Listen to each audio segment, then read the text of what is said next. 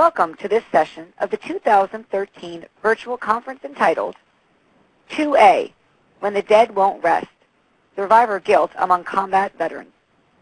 Our faculty for this session is Scott Jansen. To learn about the speaker, click on the speaker's name on the virtual conference website to read the biographical information. Today's faculty has no relevant financial relationships to disclose.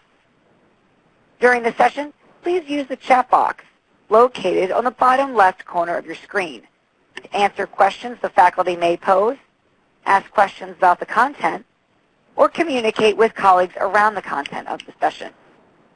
NHPCO staff will be participating in the discussion as well. We encourage you to use this feature to enhance your learning experience. And now I'll turn the floor over to this session's faculty. Please enjoy the session. Hello everyone, welcome to today's session. I'm glad to be here. I hope everyone's feeling well and looking forward to a great week. Years ago I gave a talk to healthcare professionals on working with combat veterans at the end of their lives, the kinds of things that can come up. And I remember when that talk was done, a fellow came up to me and he said, "You know, I was in Vietnam, but I don't talk about that." And I said to him, "Well, I respect that. You know better than anybody else what you do and don't need to talk about, but I'm kind of interested in your experience. If it's okay, would you be willing to talk about why you don't talk about it?" And he said, "Well, I guess one reason is the Army made me feel like if I talked about what happened over there, I was weak, I wasn't a man." And then he thought about it some more and he said, "But you know what the real reason is? The real reason is I lost a lot of buddies over in Vietnam. A lot of buddies got killed. And sometimes I feel bad that I made it back alive. Sometimes I feel like I let them down. Sometimes I feel guilty." I thought to myself, well, that sounds really illogical. Why would you feel guilty about surviving a war? Isn't that what everybody wants to do?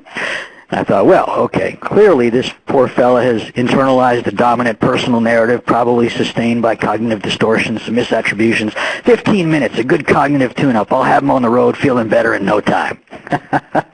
I'll let everybody out there imagine how well that went. And I can laugh about it now because he and I became friends and he and I have stayed in touch. And I can verify that my ill-fated attempt at intervention on that day at least did no harm. My point here is that this is not a quick fix. And what looks illogical to us from the outside, if you're in the middle of it, doesn't feel illogical at all. In fact, it feels like objective truth. And to understand the nature of survivor guilt, to understand what it's like for the men and women who carry this, we need to look at it from the inside out.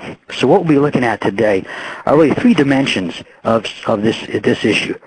What does it look like? What are the manifestations of survivor guilt? Where does it come from? And what can we do to help? Now, before we get started, or as we get started, I want to mention that this can be an intense topic. It can be a topic that can sometimes bring things up. So depending on your sensitivity, on your story, on your experience, if in the next hour something is said or an image appears on the screen that begins to stir something inwardly, just know that that's okay. It's part of the human journey, and we're all here together. We are in literal community today, not just virtual community. We come together today with a shared intention to open our hearts to men and women who are struggling with war's long shadow and to sensitize ourselves to the ways that we may be able to be of assistance. So if something comes up, you're surrounded by hospice brothers and sisters, and what better group to be surrounded with today? Do what you need to do to take care of yourself. If you need to feel your feet on the floor, feel the chair at your back, if you practice mindfulness and you want to go to that place inside that watches the current stir and doesn't get wrapped up in them, if you want to breathe, take a breath, if you use mantras or visualization, or if you want to distract yourself, look out the window, tune me out. I usually play the baby elephant walk in my head when that happens. That'll distract you. If you need to get up and walk around, get up and walk around. Do whatever you need to do to take care of yourself if something starts to stir. One of the reasons that this topic can be so intense is that we need to speak honestly about combat and what that means.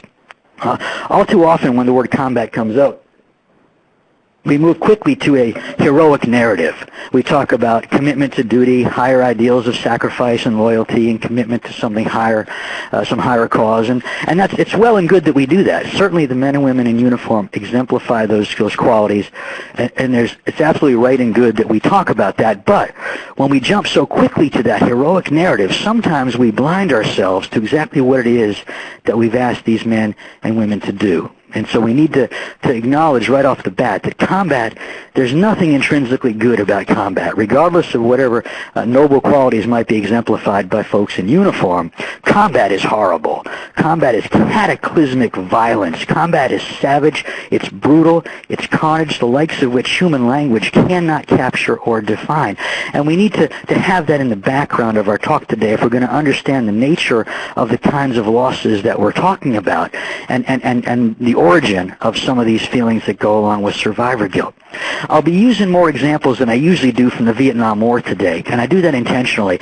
Although my experience is almost by 80 or 90% of my experience with combat vets is World War II and Korean War veterans. And I've loved working with that generation. But they're in the last few pages of the last chapter. And in the next 10 years, as we talk about combat veterans and hospice in the same breath, we're going to increasingly be talking about the Vietnam War era.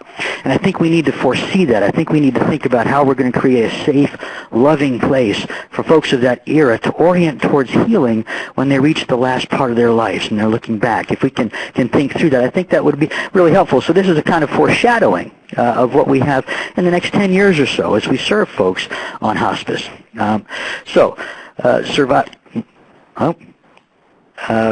Moderator, my slide's not moving. Okay, I can move that forward. Okay, I got it. So survivor guilt comes in many forms. It's well known in the therapeutic literature, well known in the literature trauma. It happens with or without combat. Good examples and familiar examples, somebody in a car wreck, walks away unscathed and somebody in the back seat dies.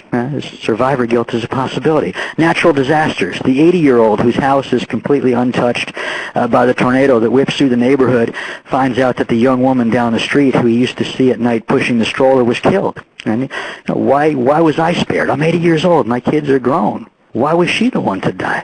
Survivor guilt can come up in various circumstances. If you're working at hospice long enough, you're going to see it. Never ceases to amaze me at how early trauma can come up at the end of our lives and can come up and can become an issue as we look back on our lives and as we face our death. An example is Phyllis, who I worked with some years ago, who one of her big challenges as she was dying was, as she looked back, having the sense that she was not entitled to have lived her life in the first place. She felt guilty about actually having lived the life she was looking back on, because she believed that she should have died when she was a child on the night that her father came home in a drunken rage, took a gun, and killed her mother. Now, the story that Phyllis told herself was, I should have gone out there and done something. I should have distracted Dad. I knew how he was. I knew how he could get. Yeah, he probably would have shot me, but Mom's life was so much better than mine. She was such a better person than I was. My life has been hard. My life's been difficult. I should have done something. She felt such intense survivor guilt that when she looked back on her life, she felt like it's a life that she was not entitled to have even lived in the first place. This will sound familiar to a lot of you. If you've been in hospice long enough, you'll have heard this at least once or twice, probably more than that. My wife did everything right. She watched what she ate, she went to the doctor, she exercised, she didn't drink, and she's over there in that bed dying of cancer. And me, look at me. I don't exercise, I smoke like a chimney, I drink like a fish, haven't been to the doctor in 40 years. She's supposed to be the one living beyond. I'm supposed to be the one that goes first. I'm not supposed to survive beyond her. She's supposed to be the one that survives beyond me.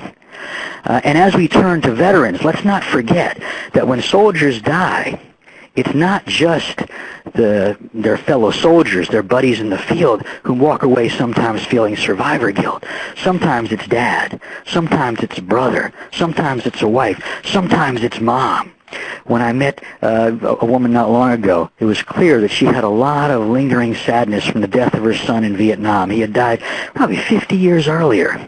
And she was sad, and it was understandable to me that she should be sad. I figured, well, maybe she's sad because this is her last part of her life, and she wishes her son was here to kind of spend this time with her and look back. And as we dug a little bit deeper into that, it became clear that she was carrying a lot of survivor guilt.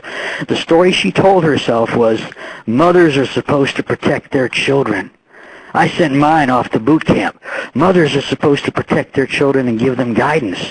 When I said goodbye to my son on the phone before he was sent over to that godforsaken jungle, I told him that I was proud of him. I told him I was glad he was doing his duty. Why didn't I talk him out of going? If I could have traded places with him, I would have done that. I prayed over and over and over again. Let me trade places with my son. Let me be the one to die. And here we're 50 years later, and she's still carrying this lingering survivor guilt. Now, when we're talking about vets, I've seen it really in three principal narratives. One is I should have died instead of my buddy or instead of my buddies, or I should have died along with my buddies. But the one I see most frequently, and the one that's clearly the most common in my experience, is, you know what, I'm glad I made it back. I'm glad I didn't die.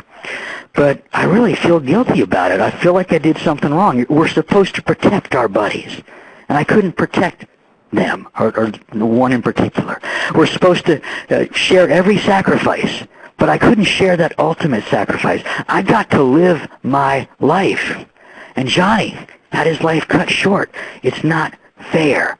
It shouldn't have happened that way. So that's really the principal flavor that I've seen over the years in terms of men. And I'll say men. I don't mean any to dismiss or diminish the importance of women, but I've worked exclusively with men in these wars that we're talking about. So if I use the masculine, I mean no disrespect to women and their contributions.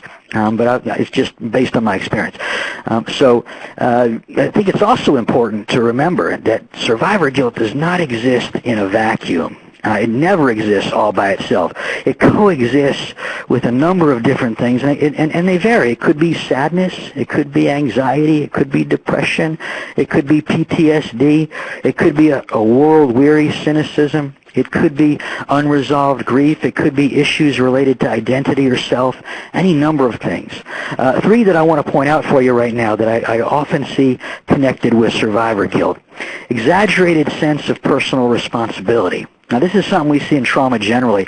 An example would be the woman who's raped who for some reason or other, has an impulse to blame herself. Why did I put myself in that situation? Why didn't I see it coming? Why did I drink so much?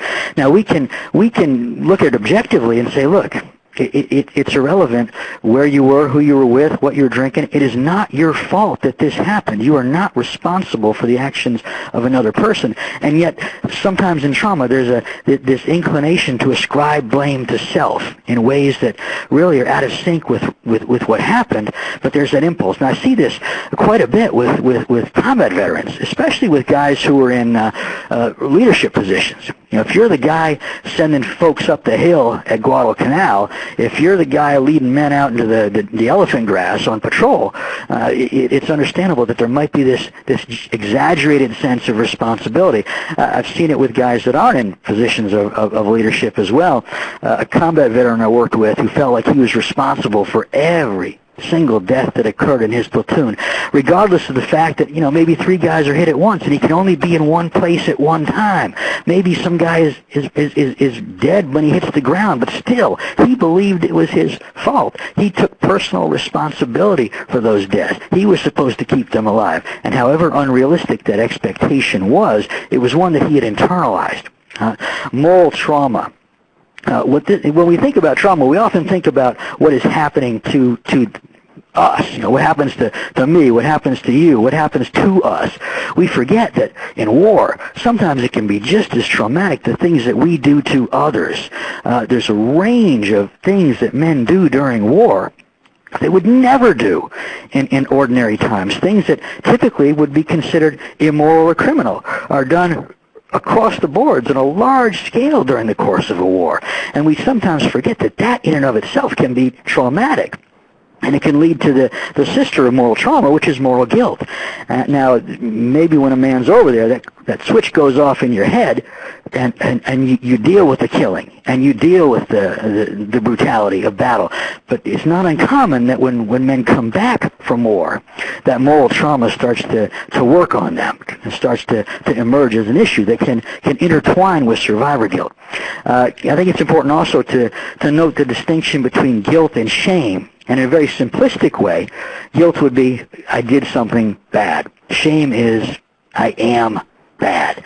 And we all know, don't we all know, just how easy it is to go from, I did something bad to, I am bad. And this is something that can bedevil men who have been to war, this sense of shame that can go along with the guilt.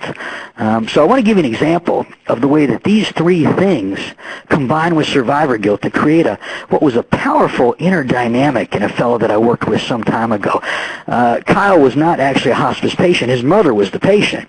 But his mother slept all the time, so Kyle and I had lots of time to talk. And he was an artilleryman over in Vietnam, and his job was when guys went out on patrol and they made contact with the enemy, they'd radio back to the fire base, and Kyle and his guys would lay down fire at whatever coordinates they were given to try to take out the enemy. Well, there was one instance in which Kyle's men fired some ordnance that actually killed American troops, friendly fire casualties. There were 4 guys that were killed, and this shook Kyle to the core. And this is the story that Kyle made out of that event. This is what he told himself. I killed those men. I have blood on my hands. I should have died, not those guys. I'm a bad person. And you see what a powerful story to carry around with you, and the weight of that story worked on him over the course of his life. And you see those elements. I killed those men. Well, forget about the fact that they hit the coordinates on the nose. Forget about the fact that there's Viet Cong out there that set the ambush. We could go all the way to the macro level. Forget about the politicians who started the war in the first place. Kyle believed that he was personally responsible. I have blood on my hands.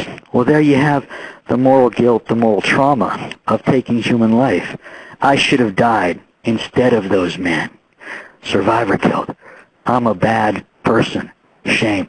You see how those things kind of swirl together. You see how they kind of work together and reinforce each other in a way that can be rather very powerful and difficult to kind of disentangle.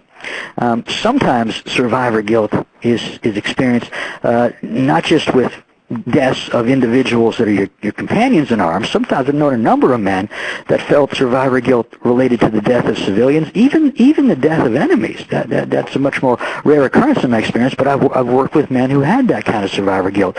An example of the former would be a B-29 bombardier I worked with some time ago in World War II. He flew 25 missions over Germany. And it was his job to sight the bombs and to drop the bombs. And he during the course of the war, that was no problem. He was doing his job. This was part of the war strategy. This was deemed necessary to win the war. When he came back from the war, though, it really bothered him that he had bombed cities and that there were civilians down there. And he said to me one time, he said, Scott, I've thought about that first bombing mission over and over and over again. I remember it like it was yesterday. And sometimes I think it would have been better if I had died on that first run before I sighted a single bomb than to have made those 25 runs. Because I wonder sometimes how many women, how many children would be alive today if I had died on that first run. Imagine carrying that with you. Imagine carrying that kind of survivor guilt. Sometimes you can find survivor guilt in fellas who actually were not in combat, but who were close enough to combat to get a real clear sense of what was going on. Nick, for example, was a helicopter mechanic in Vietnam. It was his job to take helicopters that had been shot up in combat and either fix them up or part them out and salvage what could be salvaged to be used in other helicopters. Well, before you can fix a helicopter, you've got to actually clean the helicopter up. And what that meant in many cases is that he'd find these helicopters that were just full of blood, full of urine, full of vomit, full of splattered pieces of human flesh. And so for Mick, this created a lot of trauma. He wasn't in the middle of battle, but he felt the trauma. It created a lot of anxiety, and he began to worry that he had missed something. He was under so much stress doing this job that he was worried that maybe I missed a gas line, maybe I missed a wire going into a turbine. He started to almost obsess about this idea that he'd missed something. When I met him, he was still obsessing about it, looking back, and he would say, I didn't put myself at risk. I never fired a shot. He was constantly apologizing for not actually being in the action and minimizing his own suffering. He said, you know what? I sometimes wish I'd been out there. I should have died with those guys. I was doing nothing good. I'm sure I messed something up. I'm sure some poor guys died because I missed something, because I was so anxious all the time. I wish I'd have been out there with those guys. I didn't deserve to sit back behind the lines and just wind up in his mind, he felt like he'd screwed something up. So here you have this swirling intersection, this anxiety, this survivor guilt, this sense that, he didn't take the risk, that he should have been out there with these guys who were putting everything on the line. Even folks that are even further away from the action in the rear echelon, I've talked with a number of folks who feel like, they didn't do their share.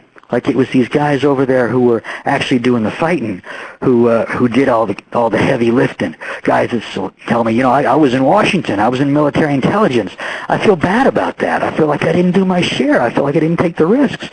So you can see how survivor guilt can actually affect veterans across the board, not just those that are in combat, but those that are near combat, those that are further away from combat. And I think it's good to remember that any time of war, the vast majority of people in the military are not actually in combat. It's a tremendously huge operation, and the support for those that are in combat is massive. You'll see the quote from Jonathan Shea, from an Army nurse who was during the Vietnam War era, talking about this phenomenon in women who are just as traumatized by what's going on, but because they're not actually in the battle, they tend to minimize their own experience and often walk away feeling guilty that they didn't do their part, or they didn't put enough in the mix to warrant validating their suffering or their trauma. There's this sense that their suffering is illegitimate, and there can be this sense of guilt that there was not this shared risk, this shared sacrifice. So we're moving pretty quickly over a number of different incarnations of survivor guilt,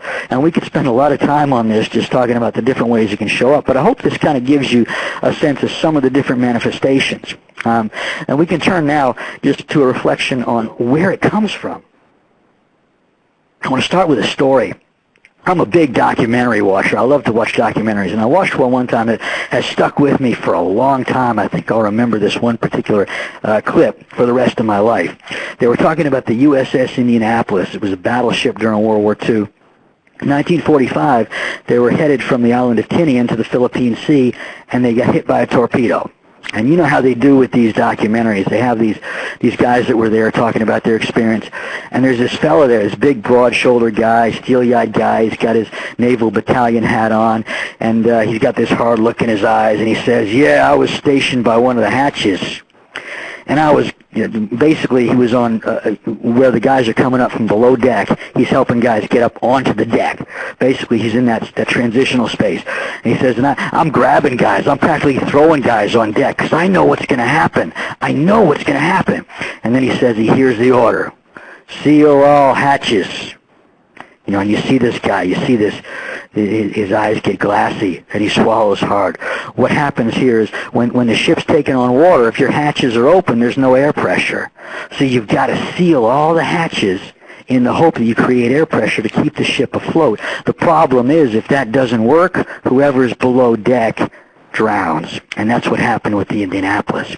And this fella, he says, and you can see his face softening. You can see his jaw tightening, and you can see the lump in his throat. He says, I heard guys down there banging on that hatch. Some guy must have had a hammer or something, or a wrench. They're banging on this hatch saying, "Let us out, let us out, let us out." And he pauses, there's a tear in his eye. And then he looks at the camera and he says, "I've heard those voices every single day of my life." I think this is an apt metaphor for what we're talking about here. These stories of buddies that have died, these stories of the guilt that they carry, are often those stories that are pushed beneath the hatches. They're sealed psychically as well as existentially. People often don't hear these stories unless they're other vets, if at all. And so what is it that causes survivor guilt? Let's move on and think through this and see if we can understand how this would make sense if you're someone that walks away from this situation carrying some of this guilt. Well, years ago, I used to be suspicious of the what sounded like cliches when people in the military say, I had some of the best friends I ever had in my life were in the military. The best friends I ever expect to have in my life were in the military. And I hear this and I think, well, yeah, is that really true? Because I'd never been in the military, and I was a young social worker, and I thought, come on, how close can you be? Well, I've been doing this now for 21 years, and I've talked to a lot of vets, and it is absolutely true that when you have your life trajectory kind of completely altered and you find yourself in the middle of a war, the guys that are standing next to you, it is so intense how quickly bonds can form and expressions of love and commitment can form. And it's irrespective of time. I've had guys tell me, when my buddy Joe died, I lost my best friend in the world. I'm calculating in my head, well, you met Joe in basic training, so you knew Joe for 7 months and you're telling me he was your best friend? Well, yeah. It's true. Joe was the best friend he ever had. It doesn't have to do with time. The circumstances are such that you can have this kind of compression in which a bond forms very quickly. Now, we need not over-exaggerate. These are young men. They're stressful situations. Not everybody gets along, but there's often one guy or two guys or a group of guys that you meet that you just click with. And the bond, Ed Tick, who's written a lot about his experiences with Vietnam veterans, says that he believes that this bond can be at least as powerful, if not more powerful, than the marriage bond and the family bond. And I don't think that's an exaggeration. The quote by Jonathan Shea on your screen, he points out that the word love can be problematic when describing this connection. I say love unselfconsciously. I think that's exactly what it is. It's a deep kind of love. It's a brotherly love. And I don't think we need to be self-conscious about that. So the bond that is formed is where I think we need to start in terms of understanding the nature of survivor guilt. Now, combined with that bond goes this particular code of virtue, code of honor, where it's all for one and one for all. You look out for your buddies. If you need to, you take a bullet for your buddies. You protect your buddies. And so there's this sense of needing to look out for and share the sacrifices with these guys that you have often these amazingly close relationships with. So let's start there in terms of our reflection on where this comes from. And let's also look at what I'm calling the arbitrariness of who lives and dies, the randomness of who dies in battle. Paul Fussell, in his book Wartime, Understanding and Behavior in the Second World War, reflects that often when men show up in a theater of war, they have this notion that they have a special strategy, or they have special abilities, or they have special providential protection, that it's not going to happen to me. I'm going to survive this thing. I'm going to get by because I'm smarter, I'm stronger, I'm quicker. I'm going to keep my head down. I've got special protection from God, whatever it might be.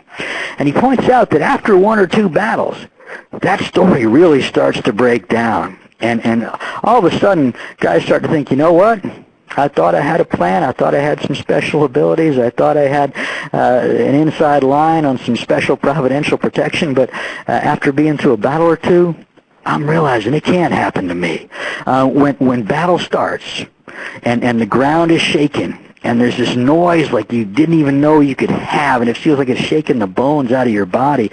And when there's fire all over the place, and people are screaming, and you may not even see more than 2 or 3 feet ahead of you, it's chaos. And when that battle's over and you're left standing, and you look over and your best buddy in the world 15 feet away, there's nothing left of him except for a couple of legs, because when the mortar round hit, it evaporated the rest of his body. That's just the luck of the draw. And we can tell ourselves stories about, about why it is you survive. But often those stories start to break down. There's really no reason. There was nobody sitting on the hill that saw that buddy and fired the mortar. That mortar just went up in the air. And there's this kind of randomness. And I've talked with a number of guys that talk about that randomness. That, where you fall when the bullets start flying, where you happen to be when that mortar round goes up, there's really an element of chance. And so you can see how guys might start asking questions. Well, you know what? Why was I the one that survived today? It could have easily been me. Why was Joe the one who was unlucky? Why was I the one that walked away? Why was I the one that drew the lucky card today? We'll add that to the first two components. You got these bonds that are tight. You got this code of protection, of protecting each other, of sharing sacrifice. And you've got this situation where who lives and dies really has a lot to do with the luck of the draw. There's no real easy reason that you can put your finger on to say, this is why I lived and he died. In some sense, it was all just a crapshoot. You can see how that would work on you. You can see how that would get you to ask those questions. Now, let's add another element to this. Let's add the imperative for honoring the dead. And this is a core value in the military. We honor those who have fallen. We honor those who have taken the ultimate sacrifice. Now, what does it mean to honor the dead? I want to talk specifically about two particular things that it means. It can mean a lot of different things, but I want to talk about two things in particular. One is the tendency to kind of idealize those who have died. Here in the South, we've got a phrase, don't talk ugly about the dead. And it's a wonderful descriptive phrase, but it actually gets at the core of some of what this can mean to honor the dead. When somebody dies, we have a tendency to want to draw out the best qualities of that person, to remember the best attributes that that person exemplified, and to make allowances for, or just kind of not even observe those other qualities. When you talk about your buddy, you remember Joe was a good guy. He was a smart guy. He was a brave guy. He was kind. He was intelligent, and he was always there for his buddies. And the stories that we tell, and quite rightly so, are the stories about all that was good. Often are stories about all that was good that we could see in that person's life. Now, one of the potential consequences of this kind of narrative is that as we're idealizing those who have died, we can be well aware of our own shortcomings. Sometimes, as humans, we play that comparison game. Joe was a really good guy. Man, he wrote his wife every day. I haven't written my mom in 3 weeks. And, he's always thinking of the other guy. I'm not really as good a guy as he was. He was a better guy than me. You know how we do. We kind of, as we're weighing our pluses and minuses, sometimes we put our finger on the scale and we can be our own worst critics. So you can see how there can be this kind of narrative that can start to percolate. That, my buddy Steve died, and he was such a good guy. And here I am kind of struggling, and I'm not sure how well I'm doing down here on planet Earth. And sometimes I wonder if maybe the wrong guy walked away from that fight. Another element of honoring the dead is the idea of being worthy of the sacrifice. Okay, now when people die in war, nobody's more aware of the extent of that sacrifice than the guys that are standing next to them. And so there's almost this imperative to live in a way that honors those who have died. And it's an imperative that extends long after you return home. And there can be this constant kind of, or intermittent or slow, periodic mental check-in where you're living your life and you're wondering, am I living my life in a way that honors the sacrifice that was made by my buddies? Remember the movie Saving Private Ryan? Some of you, I'm sure, have seen that movie. And I saw it when it came out, and it was so intense I don't intend to ever see it again, but I'm glad I saw it. You remember the last scene where Private Ryan is now an old man, and he's gone to Normandy, and he's in the American cemetery at Normandy. He's with his family. He finds the grave marker of one of his buddies, who he probably knew in the movie. He probably knew him for a week or two, right? Remember that? He's standing at the grave, and what happens? He starts to cry, and he turns to his family, and he says, haven't I lived a good life? Haven't I been a good man? I've tried to be a good man. Well, Spielberg's giving us a window into survivor guilt. You're carrying this imperative to honor those that have fallen, to live a life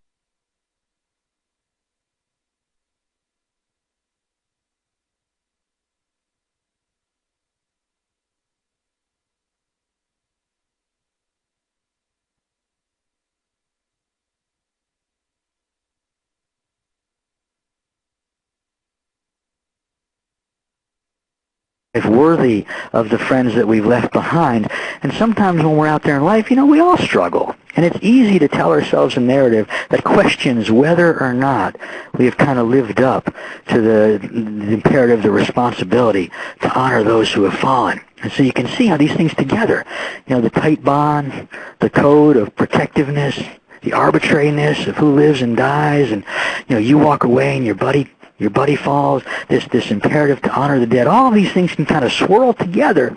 And doesn't it start to make some sense that what looked illogical at first really is pretty understandable in terms of how some men can walk away carrying these thoughts, these questions, carrying this sense of maybe feeling a little bit guilty about surviving. Now, let's add a few more things to the mix. Grief and trauma we've been talking about. When deaths of young people occur, it doesn't matter if they're in war. I know, yes, you expect young people to die in war. Yes, it's not a surprise, but there's still the shattering of the assumptive world, the shattering of a sense of the natural order of things. Even when 20-year-olds die in combat, they're still 20-year-olds, and there's still this sense that this life has been shattered midstream. And so you're not just aware of the short life that was lived, you're aware of the unlived life that will never be lived. And it can be real normal when you come back from war and you get off the plane and you see your family for the first time. And there you're feeling whatever you're feeling, joy, relief, sadness, whatever you're feeling. And you think to yourself, my buddy Joe is not going to get to experience this. Or when you have your first child and you're thinking, I bet Joe would have had a kid by now. I bet he would have been a good dad. You're going through these milestones in your life and you're thinking now and then about that good buddy that you lost back in battle. And you're actually storying the unlived life in your imagination. You're also probably tending to idealize that life a little bit and compare it to your own. So again, you kind of can get into that dynamic of comparison that could raise some potential issues related to the existence of survivor guilt. Opportunities to grieve. In a combat zone, forget about it. In fact, grieving in a combat zone can be lethal. It can be a distraction that can get you or your buddies killed. When you're in the Army, they teach you to turn your feelings off. And the last thing you want to do if you're in the middle of a combat zone is to be processing and grieving. So there are no opportunities to grieve. And the losses are cumulative, they're traumatic, they're quick, and they're coming one after another. And so imagine how that kind of can play into the energies that can go along with survivor guilt. The neurological insult of trauma, we know more and more these days about the nature of trauma, and there's a lot of studies coming out about the way that it goes right into your nervous system. It goes right into your musculature. It goes right into your endocrine system. When you pull up memories of losses of buddies that you had who were killed in combat, you're not just pulling up the pictures and the words associated with it, you're pulling up the immediate somatic experience, and it can powerfully reinforce some of the narratives, some of the energies that go along with it. It's a powerful component that we're right now learning a lot more about. Even as I speak, there's a lot of studies being done on this. It's something worth thinking about. How does this play in? How does this connect with what we're talking about? So that's basically kind of a snapshot of some of the things that I think are essential to consider when thinking about where survivor guilt comes from. So now the question, what can we do to help? And how does this connect up with end of life? Well, I hope it's obvious that, as folks that are working at hospice, we see folks who may have been carrying this stuff for 40, 50, 60, sometimes 70 years. It's never too late to create a safe place to help people start to do some unpacking. Even if it's right before the end of their life, it can be most important at that time. We may be the last best chance that some of these guys have to find some measure of acceptance, some measure of self-forgiveness, some measure of peace. So I hope it's obvious how this connects up with end-of-life issues. But if not, I'll say that explicitly. So I've got some ideas here, some things that we can look at in terms of heightening our awareness. Military culture and language. The military is its own unique entity, and I'm not a military guy. I don't come from a military family. I can't speak as an insider. I'm not pretending to be an expert, but I've learned what I can from the men and women who've been in the military, and I've read quite a bit to try to understand how that culture works. And I've read and I've listened and I've talked to guys with the intention to learn some of the language. Now, I don't go out using that language. I think that'd be presumptuous, but I want to know as much of that language as I can. There's a lot of slang. There's a lot of acronyms, there's a lot of in-group speech. So if I can be familiar with that, and I'm talking with a guy, and he's talking about things, and he's using that language, if I'm following him, I'm communicating to him that this is something I'm tracking. This is important enough to me that I've learned about this stuff. And I'm also communicating that I've walked alongside other men and women who have been through situations like this. If I can follow that language without needing to have it explained to me, or if he says something that I don't know, I'm going to ask him, what do you mean when you said the last time you saw your buddy Charlie alive, he was being dusted off of a hot LZ? What does that mean? So ask. Folks will tell you. So the one thing we can do is to become as familiar as we can with these things. Gender issues. I mean, the military is still, for better or worse, a very masculine organization and entity. There's a lot of work out there on differential gender approaches to coping and communication. Men are socialized in this culture, given certain messages. In some ways, I hope it's changing, but the generations we're talking about, and mine coming up, got certain messages that can make processing or can make certain types of communication or can make grieving in some ways difficult. So learning what you can about gender socialization, about the particular issues that men in specific may have when dealing with vulnerability, when dealing with loss of control, when dealing with grief, can be helpful. Learn something about depression, trauma, and bereavement. I mean, that's kind of self-explanatory. History. Before I became a social worker, I studied history. I was in a PhD program many years ago. Thought I'd never use it, and it's amazing how helpful it's been as a hospice social worker. If you know something about not just the political and the military narrative of what happened in these wars, but the social narrative. What was it like to be, a foot soldier in Vietnam, or to be an infantryman in Korea? And there's good, memoirs. There's good oral histories. There's good documentaries out there. Learning something about the history of these times that we're talking about can actually be quite helpful. So also naming survivor guilt. I found this can be helpful as well, just saying it out loud. When I'm with a guy and maybe he's talking about all of his buddies who died and how he just looks back sometime and feels like it just isn't fair. I think about those guys and they didn't get to live their life. I may say, well, Henry, do you think maybe some of what you're experiencing is maybe survivor guilt? And sometimes, the light bulb will go on. What do you mean survivor guilt? There's something called survivor guilt? Well, yeah, it can be a real normal thing. It doesn't mean you're going nuts. It doesn't mean you're a bad person. It doesn't mean you did something wrong. It means that you got a heart. It means that you're human. It means that you feel. And sometimes knowing that there's this thing called survivor guilt, and other guys and other women have had it, all of a sudden you don't feel as alone. And you don't feel like maybe there's something wrong with you. And you realize, well, maybe there's a way through it if other guys, if the people have experienced it. Okay, maybe I can find my way.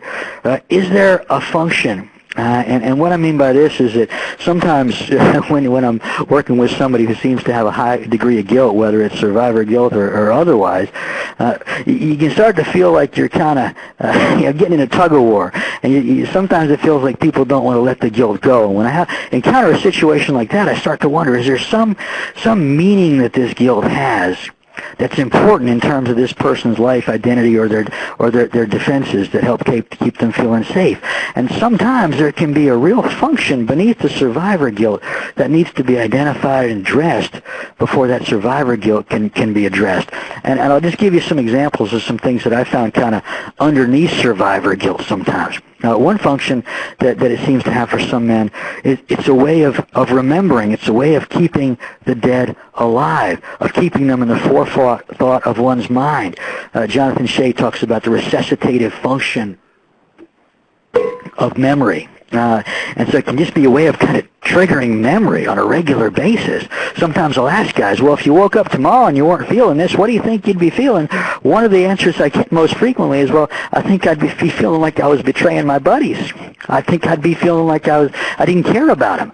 So it can also be an expression of care in one's mind. Letting go of that survivor guilt might mean, well, maybe that means that I feel like I don't care anymore. So maybe it has an important function in that regard. Maybe it covers up emotions or thoughts that are even more troubling. Two that I often find are fear of death or fear of punishment, for example, but it can be any number of things. Maybe you find stuck grief or unprocessed grief or bereavement. Maybe what you find is just a silent existential cry of protest. It's not fair. It's not right. It shouldn't have happened. My buddy should have gotten to live his life the same way that I did. And that silent protest is meaningful, is important. It's a kind of, like an existential statement. Differentiating between guilt and regret. I think this is one that is important across the board. We encounter people that feel guilty all the time, don't we? Differentiating between grief and regret can be helpful. And just in simplistic terms, again, guilt is, I did something wrong. I participated in something bad happening. Regret is, I feel bad that things worked out that way, but there's not the same sense of ownership. Sometimes when I'm with somebody and they're talking about, survivor guilt, or they're talking about feeling guilty, I may say, well, buddy, do you think how much of it's guilt and how much of it's regret? And a lot of times when I say that, they'll scratch their head and say, well, what are you talking about? What's the difference? Well, I'll tell them the difference, and they'll say, well, you know what? Some of it is regret. And all of a sudden, it's not all guilt. Maybe 10% of it's regret, or maybe 20% of it's regret, or maybe 1% of it's regret. But it's not all guilt. That can help to kind of create some leverage points to get some perspective on survivor guilt, and to move toward, self-healing, self-forgiveness. Contextualizing is just there's lots of ways to do this, but basically what I mean by that is getting people in touch with who they were when they were their younger self. When you're sitting with that 70-year-old and he's saying, I did this or I did that, and I didn't fight hard enough, I didn't protect my body, I didn't do whatever. Well, Joe, how old were you when you were in Korea? 19. 19? What was it like to be 19 and to be in an impossible situation like that? What were you when I was 19? I was reading comic books. So sometimes there are ways to kind of contextualize and to bring some compassion for that younger self. And as a social worker, there's all kinds of deep ways to do this. I'm not suggesting that anybody do that in any way other than on a general, just kind of surface way. But if we can get people in touch with what it's like to be a young person in an impossible situation like that, there may be some opportunities for bringing some compassion for that young self. Sometimes the older self can be harder on the younger self than need be, and there's all kinds of ways to bring some compassion. Ritual and community is important, and opportunities for ritual and hospice may be limited, but one that I'll mention is a lot of hospices, including Duke Hospice, where I work, have veteran recognition programs, and these can be really important, and I've found that they can be really powerful if they're tailored to the specific experience of the individual.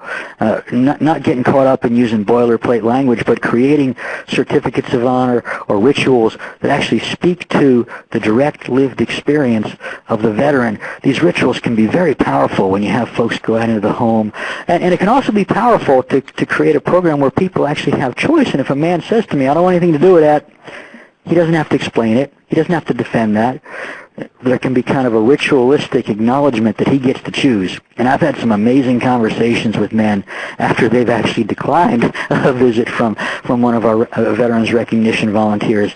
So either way, this can create an important ritual space, and rituals that speak to resolution of grief, self-acceptance, self-forgiveness, those types of things can be very important.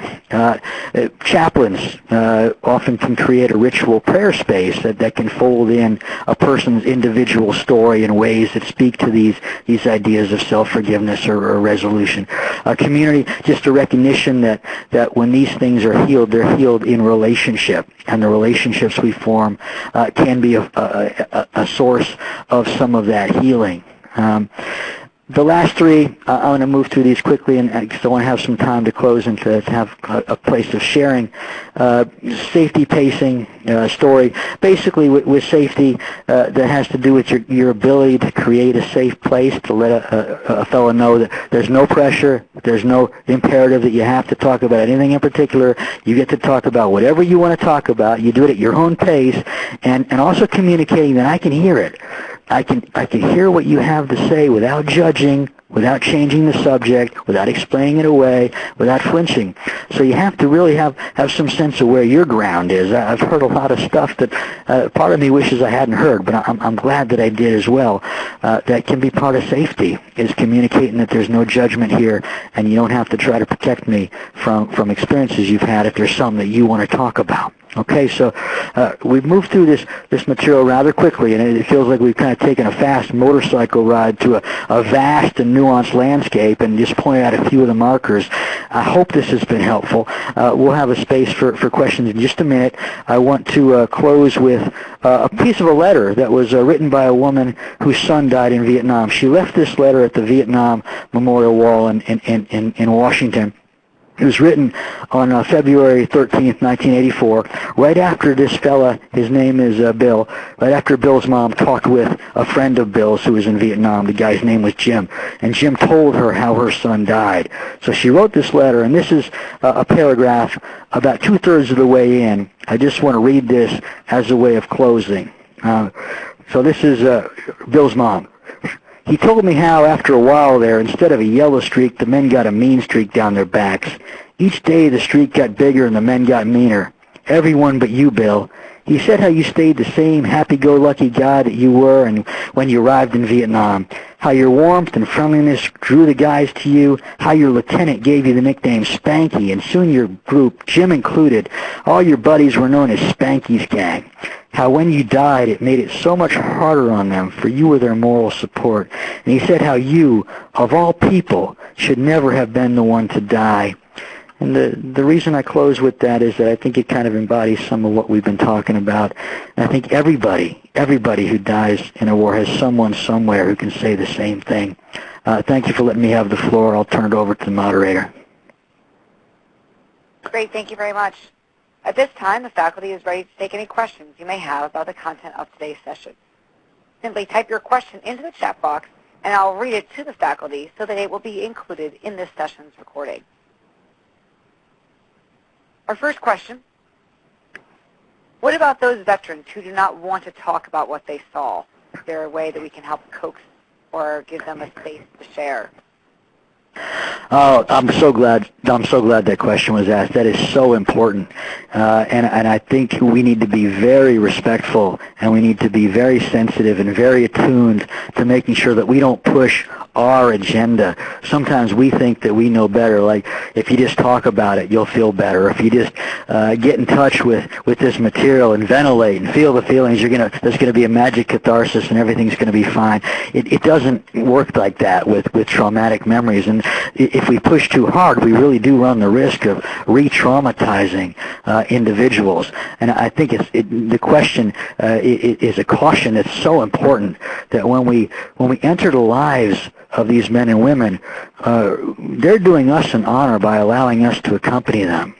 And it's important to let them decide what they do and don't want to share. Let them decide the context, let them decide the pace, let them decide to what extent they want to actually share that. And if they don't want to share it, that's perfectly fine. So I think what we can do is what we always do. We can be love, we can be acceptance, we can be compassion, and we can respect that they know better than we do what's going to be helpful in terms of talking about this stuff, if anything. And we can also be patient. I worked with a fella not too long ago. When I met him the first day, I asked him if he was a vet, because I always ask that, because I want to know, are you connected with the VA? Are you eligible for benefits?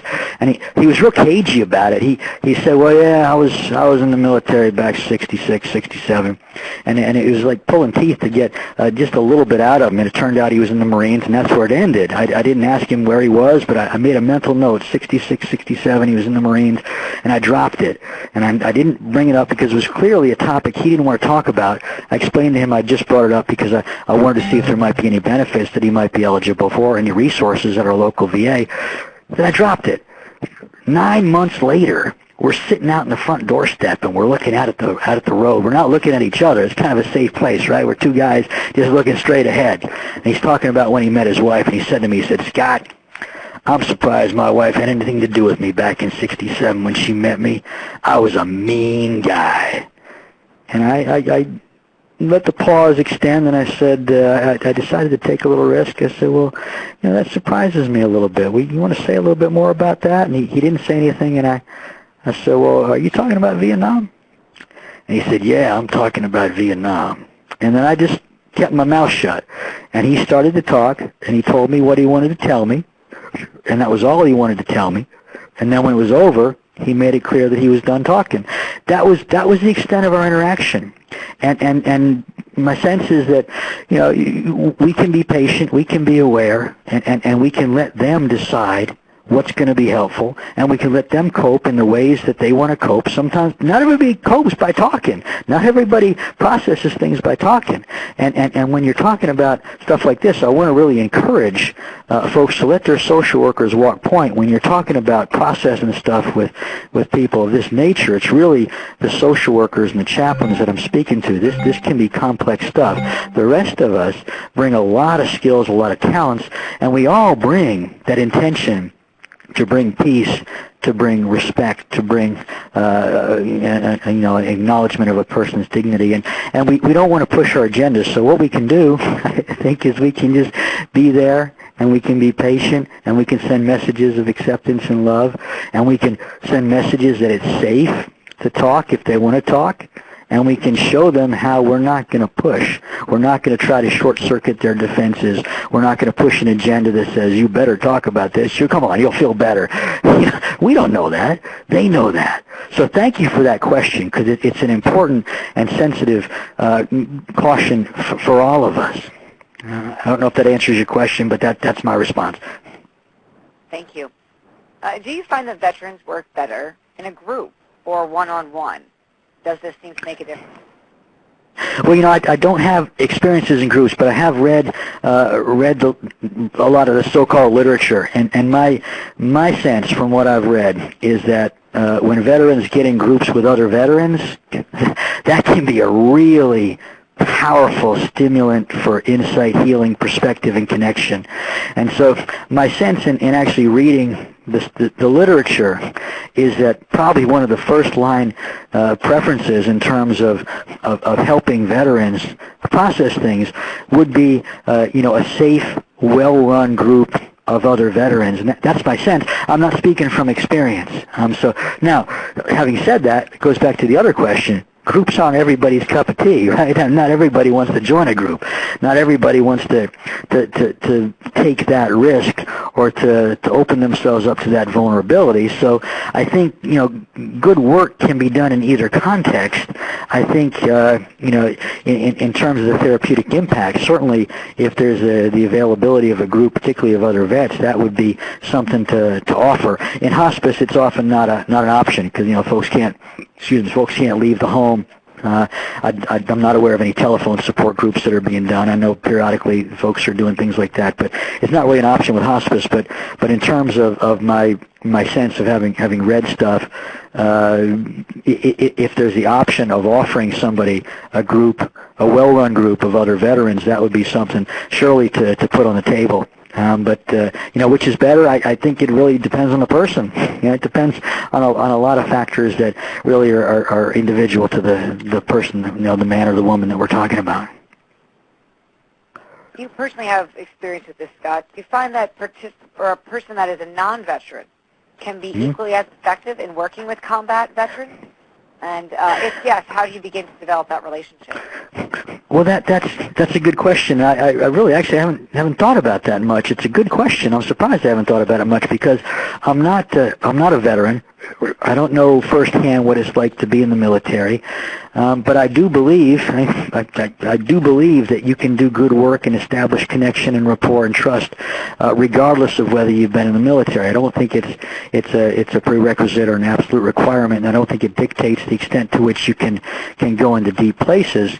But I think what helps is having an interest and being motivated to learn what you can learn, and to not pretend to be something that you're not, to not pretend to know things as an insider that you don't know, but to do, again, going back to what I was talking about before, to enter things with an open heart, expressing care, expressing a desire to understand, expressing a willingness to walk beside a person no matter what comes up, and to let them call the shots and direct the traffic in terms of where we go.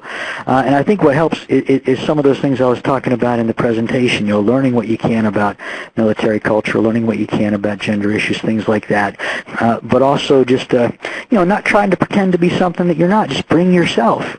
Now, we all bring things related to who we are that are going to be unique gifts if we can actualize them in ways that express love and compassion. And so that to me is the key, whether you've been in the military or not. That's where the action is, you know. So if this is something that you're interested in and motivated to push yourself into a new comfort zone on, then, you know, start to learn some of these things. Start to go out there and reach out and connect in ways that allow you to begin to explore this territory. Well, thank you so much, Scott. We are just about the end of this session. If you have any closing remarks you may like make, you may do them now. I just want to thank everybody for tuning in this afternoon. It's been wonderful to be here, and I want to thank the folks at NHPCO2 especially for tolerating my missing so many deadlines and being so inept with technology, and Barbara Bouton especially for putting these slides together. I had nothing to do with the images or the photos. I think they're beautiful. All I did was send in a script, and she took it from there. Thanks. Thank you for participating in this session. You will be able to register your attendance for continuing education purposes and evaluate the session following the conference. NHPCO will provide a link to the conference and individual session evaluation on Friday, November 8th. Remember to visit the exhibit hall during breaks or before or after each day. A number of important services and products are featured there which will be of interest to you. The next session will begin in 30 minutes. Thank you. You may now close this window to exit out of this session and return to the main conference site.